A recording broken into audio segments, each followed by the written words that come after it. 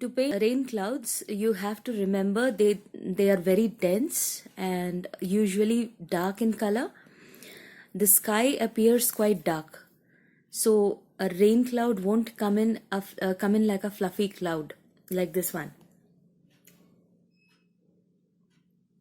This is more like a nice summer cloud. The weather is good. This is like that. This is something where the weather is a little bit cloudy, but not quite raining yet. Okay. This is more like rain is imminent. So today we are going to show you how to paint a rain cloud. The first thing you need to do is to get your horizon. You make one straight line like this. What I'm doing is I'm using a light blue to first just define all the areas. So I have just defined the horizon.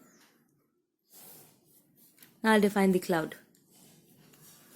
It will be something like this. It spans the entire horizon.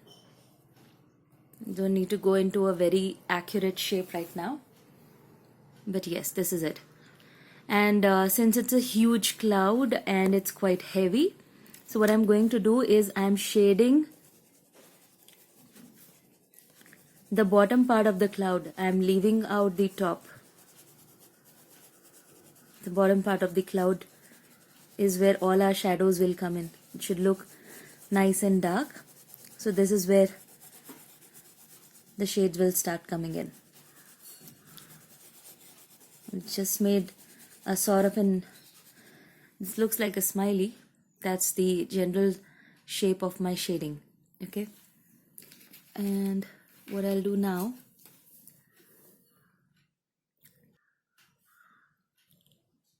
after you put in all the light blue, you'll take up cobalt blue, this cobalt blue, and then you shade under the light blue,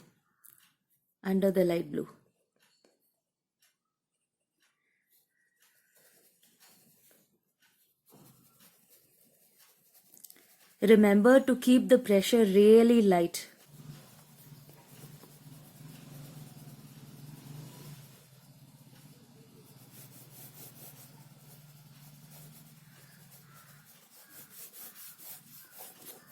Right along the horizon like this. I'm going circular with my strokes. Okay. Okay, now we have completed the second shade. We'll move on to the third one. I'm using Ultramarine because it gives you a light violet tinge and still retains most of the blue. So I'm going to shade this in right underneath cobalt blue. I'm not going to mix all the colors together. I'm going to make sure that you can see shade 1, shade 2 and shade 3 quite clearly. And as we move towards the bottom of this cloud, towards the horizon, the distinction between the three shades becomes very apparent. You've got shade 1, shade 2 and shade 3. 3 different shades of colors, 3 different shades of darkness.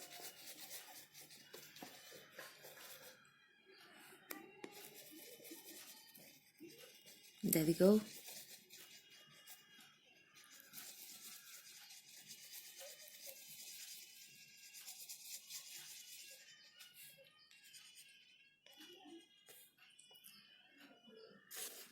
Moving on to the left side. Yeah. And then define the horizon. So it looks like this now. And now we'll take up Prussian blue. This is the darkest blue that you have. Use Prussian blue very sparingly, just in some areas, not everywhere, just some areas like this. With this, what we are basically doing is we are defining the extreme darkness areas in the cloud, and when we blend, it'll give us a very beautiful shade. Now we are going to work the sky. So there, what we are going to do is I've taken ultramarine blue, and I'm giving the cloud its shape finally. So clouds generally do not have a very defined shape. They look like blobs of butter.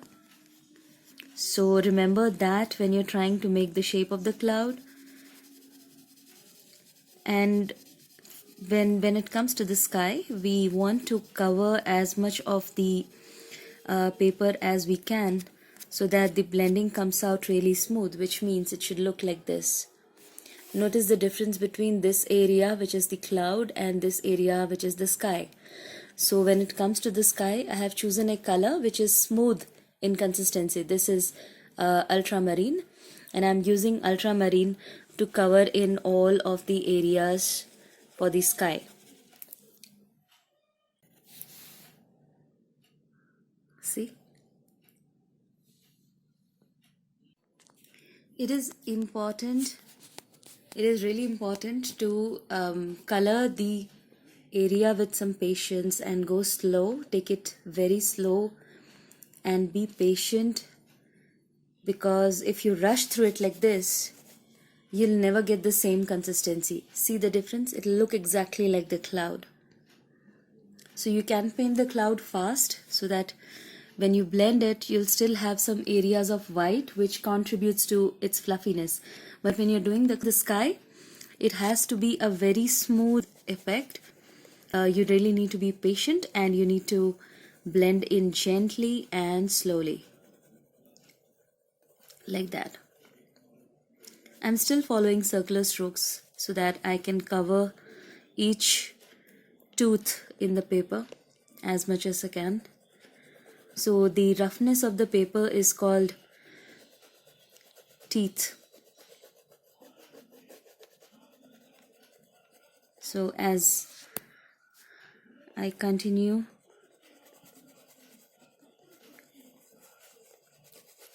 the sky is beginning to shape up really well. I'm covering in each little crevice, each tooth, as far as I can, so that when we blend, it comes out really nice.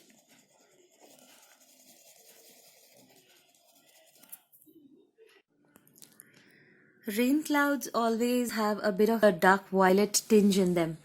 So I'm taking dark violet, and I'm going to color the lower part of the clouds where it meets the horizon with a little bit of this, dark violet. So it'll give you that authentic look and feel, like this. And then I'm going to use dark violet in the area we use for the sky as well. Notice how it's blending in so beautifully, because we've given a really nice layer of ultramarine right underneath it. It's coming out really nice. The blending is looking really good. This is how it should look.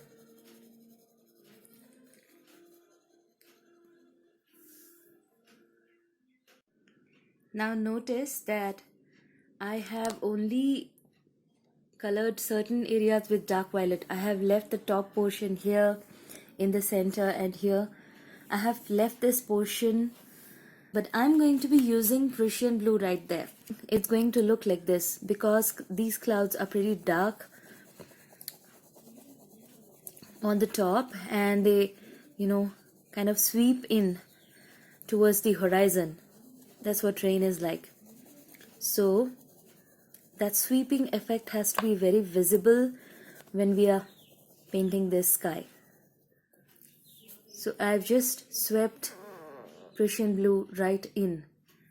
I'm going to do the same for the rest of it. I'm not really bothered about filling in the area now, because we've already done that. But I'm just going to cover some area with Prussian blue. Then after I do Prussian blue, I'm going to use dark violet like this over the Prussian blue. See the difference here? That's because Prussian blue is in between. And now when I blend the sky, the violet will sweep over the Prussian blue like this. It should look like this, yeah.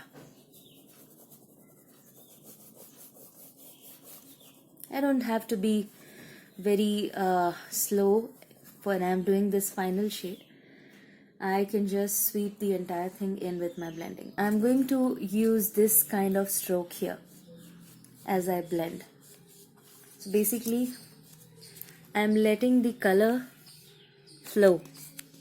Colors should bleed into each other like this. And as I go, as I blend, the shape of the cloud is also getting defined as I'm blending. The shape of the cloud, the color of the sky, everything is coming together now. And this is how you blend. The colors are not really visible on the camera as I would intend them to. It is more of a violet that I see, not as much blue as is visible here. But then blues and violets don't show through in their exact shades on most phones or cameras. So as we move towards this edge of the cloud and we blend, notice that since we had left some white there is a very interesting rain-like effect here now, because there's a bit of blue, bit of violet, and it's all blending in with the white like this. This is what it looks like.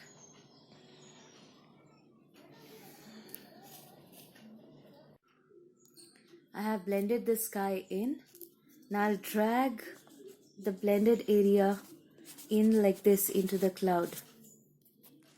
So I'm not using any color, just that piece of paper which I have used for blending, and I'm just dragging it in like this.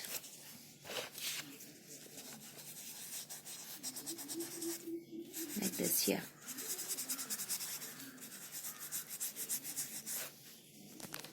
And this is how I'm gonna blend in the cloud now.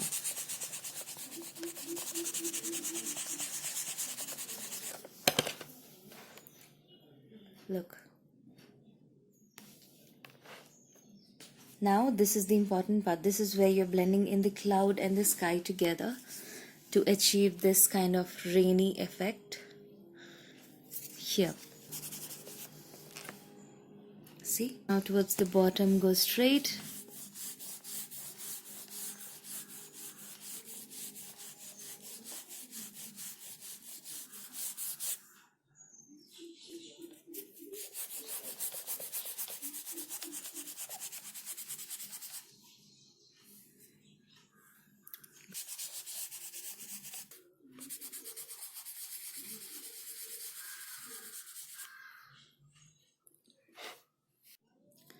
And now we'll just define the shape of the cloud with a bit of white, because we've blended in everything and we just want the shape now. So we can leave it vaguely fluffy like this. We don't need to exactly go into each little curve and shape, but then we can just use our usual circular strokes and define just the outline.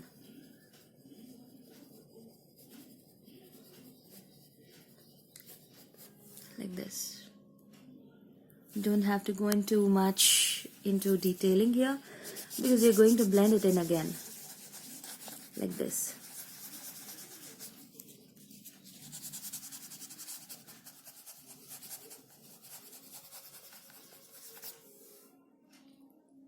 Again in circular strokes.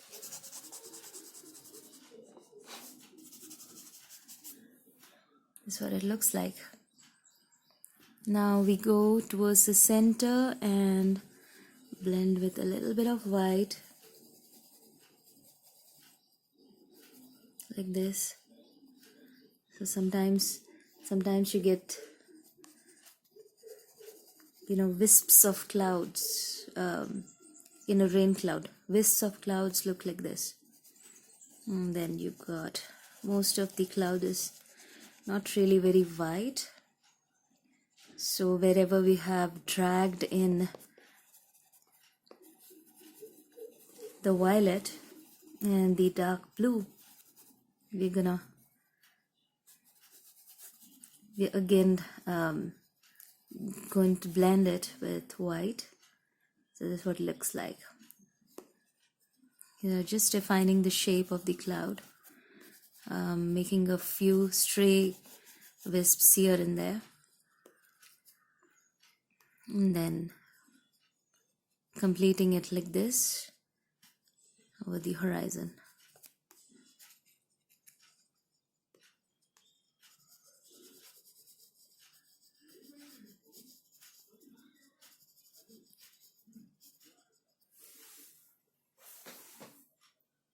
You notice these stray wisps, we don't need to blend these. These look fine just as they are. So they look like they'll add to the cloud's fluffiness actually. Look at that. The camera is getting only the blues, not the violets. It's not capturing the violet at all. And this is it.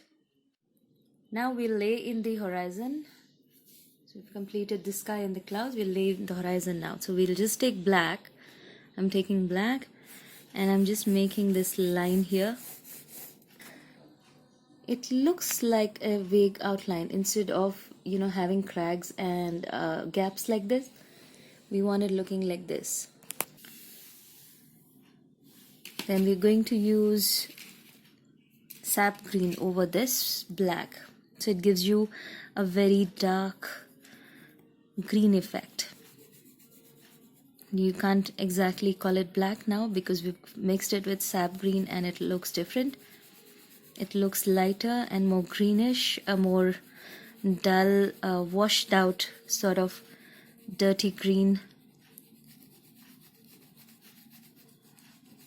with the caps showing up more green. As you notice, see, look at this. This is giving you a very beautiful effect where you have some light shining out, some light shining looking green, and the rest of it is pretty much dark. It's a very sharp contrast, see. And this is how we've mixed in the fluorescent yellow with the sap green. The top part is now dark and the bottom part is fluorescent yellow. After this, I'm going to use yellow green to I want to define the fluorescent yellow really well, so I'm just going to mix in a bit of yellow green and I'm blending it along the sap green so that you get this kind of an effect. Yeah, you don't have to do it the entire length of the horizon. You can do it in some places and leave some. And then after we do this, I'm gonna use some light green, or better, I'll just use some leaf green, which is slightly darker,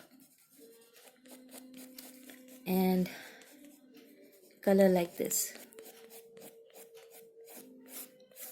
I just need a very little bit of leaf green here because I'm going to cover it again with dark green.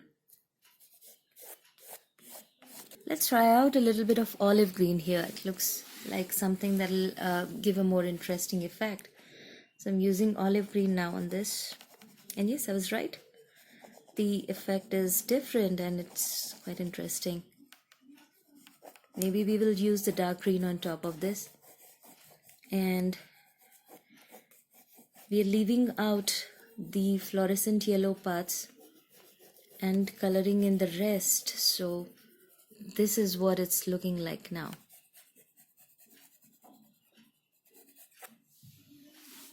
an interesting green meadow. And to spice it all up a little bit, we're going to use dark green, and this we're going to use it like this, like right at the bottom, like this. And the strokes I'm using, I'm just trying to push the dark green into the painting like this, like this. That's it. Looks nice. And we can blend it all in so that the color doesn't flow or get stuck onto the opposite page.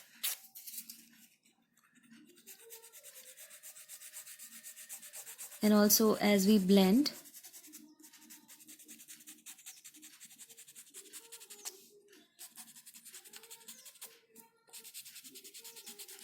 it gives you the effect of rain already falling there on the horizon. See, as we blend like this.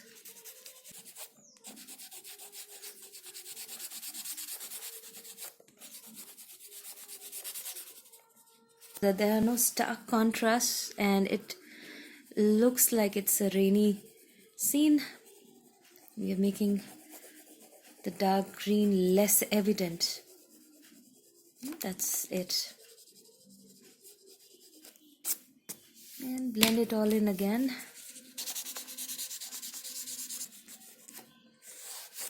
Finish it off with a little bit of light yellow.